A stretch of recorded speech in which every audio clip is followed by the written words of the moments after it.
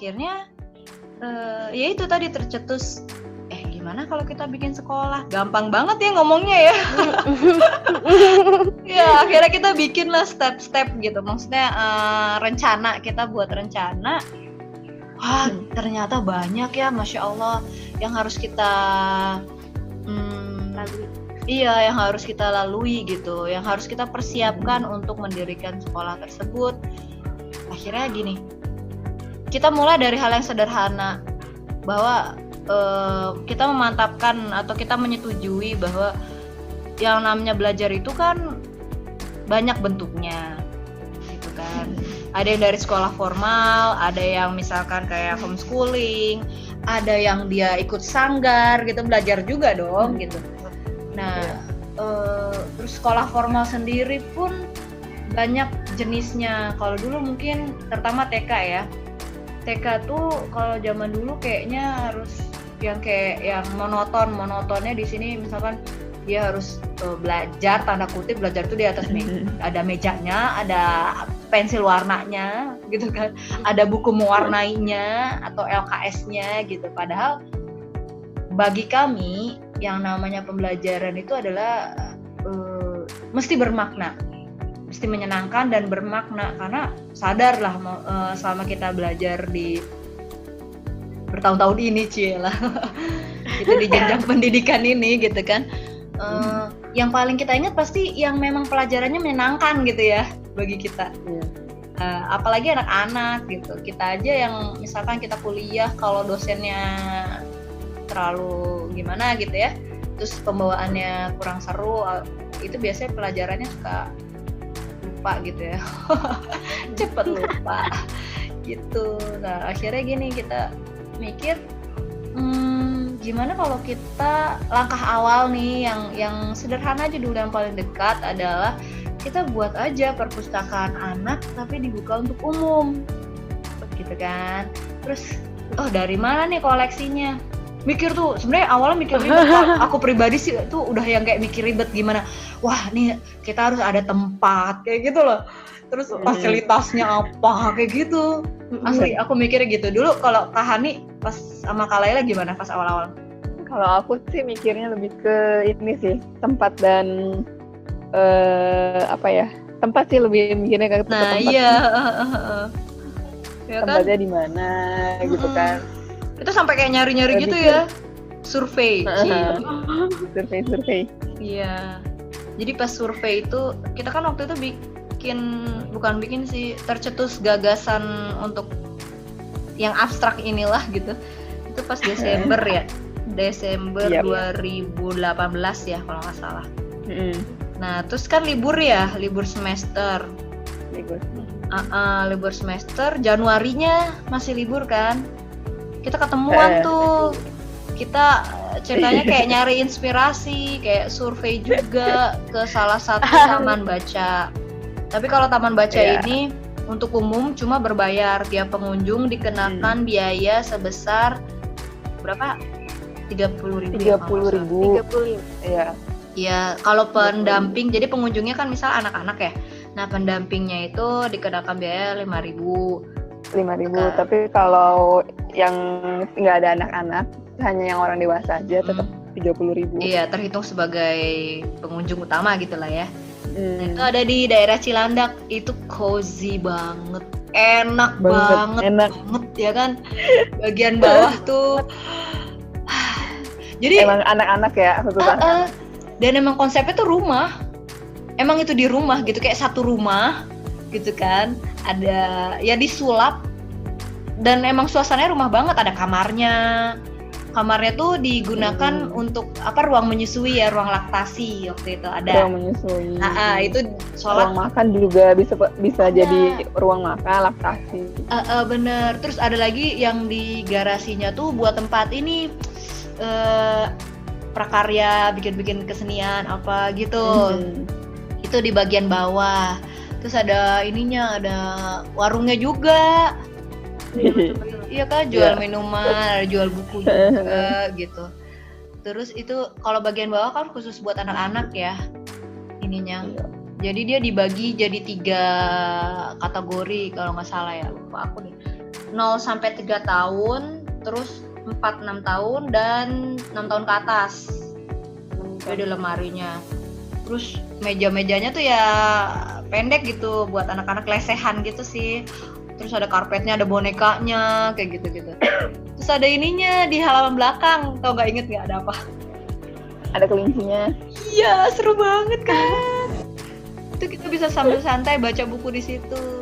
Terus, kita naik tangga. Kalau lagi capek bisa main-main dulu. Iya, sambil santai banget ya, berasa baca buku di rumah gitu kan. Ya, dengan tetap menjaga keamanan, kenyamanan, dan kebersihan sih tentunya.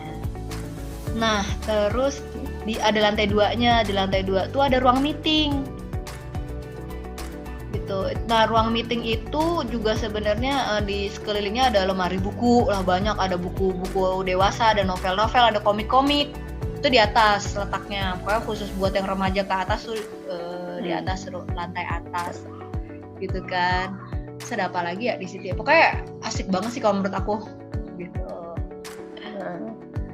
Terus ya kita ngajakin nih salah satu sahabat cilik. Umurnya waktu itu dia baru 5 tahun berapa bulan lah, hampir 6 tahun sih. Itu udah kita ajak jalan-jalan naik kereta gitu ya. Kita culik, tanda kutip kita culik. Mamai, izin ya, mau nggak ikut nih anaknya? Ya udah ajak sana, akhirnya ikut.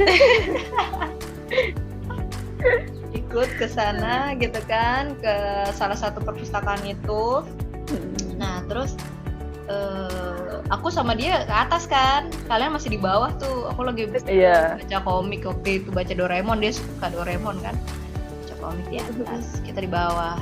Dan sebelumnya tuh aku ingat gak, aku sampaikan kepada Kak Hani dan Kak Laila gitu kan, waktu Kak Rinda bilang kayaknya untuk apa ya, project jangka panjang ini aku mau fokus gitu kan. Kak Rinda tuh mau fokus. Jadi karena mengingat gini, udah kan Kak Rinda udah sekitar 9 tahunan lah ya di dunia pendidikan formal, mengajar kayak gitu. Kalau dihitung sama yang non formal atau itu udah 10 tahunan kali ya. Nah, terus dari sana dari sana itu Karinda mikir gini, kalau misalnya Karinda kerja gitu kan sebagai guru, terus kita sambil membangun Kincir Ulin, itu kayaknya bakal lambat banget. Satu, kedua, udah kebayang deh, maksudnya Karinda tipenya orang yang fokus sih, orang yang bukan terlalu multitasking juga gitu. Kayak kemarin aja ngajar itu sampai kayak lagu nih ya, misalkan lagu tuh yang paling sering didengerin atau diinget tuh malah lagu anak-anak gitu. Saking fokus di dunia pendidikan anak kayak gitu ya. Jadi pokoknya dia jadi terlalu fokus ke sana gitu, ke ngajar nantinya. Akhirnya berkomitmen, oke, sampai akhir tahun ajaran ini, setelah itu masih lanjut gitu kan sampai akhir tahun ajaran ini jadi guru di salah satu sekolah. Kemudian akhirnya Karinda memutuskan untuk untuk fokus di Kincir Ulin kayak gitu.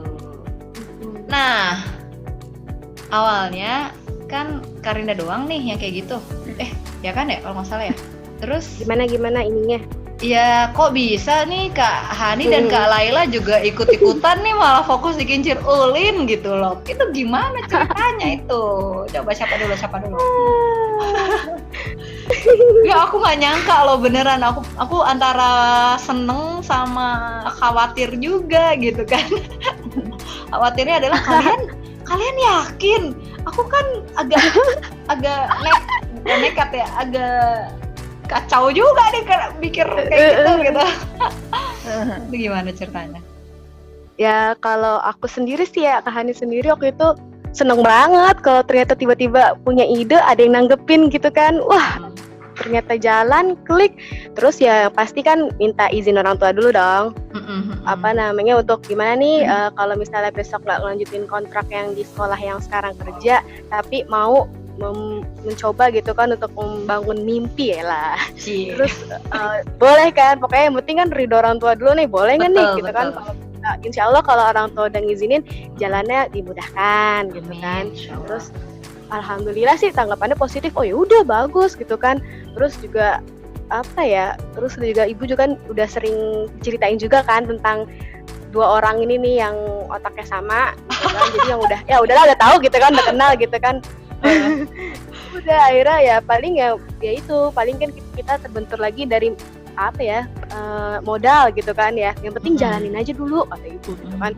Nanti juga ada kok jalannya, rezeki nggak kemana gitu. Udah, terus pokoknya kita kumpulin semua kan ya yang dari yang kita punya lah ya.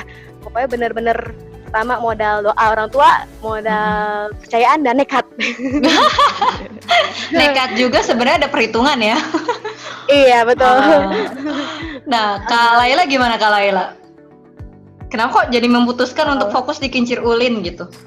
Kan ada yang beranggapan jangan cari uang dari organisasi, apalah gitu. Oh iya betul. Ya itu gimana? Kalau aku karena waktu itu apa ya, udah capek sih sebenarnya kalau misalkan harus interview lagi kayak gitu kan. Oh gitu. Waktu itu kan Simple karena dia. emang udah selesai kontrak itu kan tanggung ya, pertengahan tahun ajaran gitu. Sedangkan rata-rata kan kalau misalnya sekolah gitu biasanya nerima itu kalau nggak pas tahun ajaran atau tahun ajaran baru. Jadi gue mikirnya daripada di rumah juga bengang-bengong, ya udahlah fokusin aja dulu Kincir Ulin kayak gitu.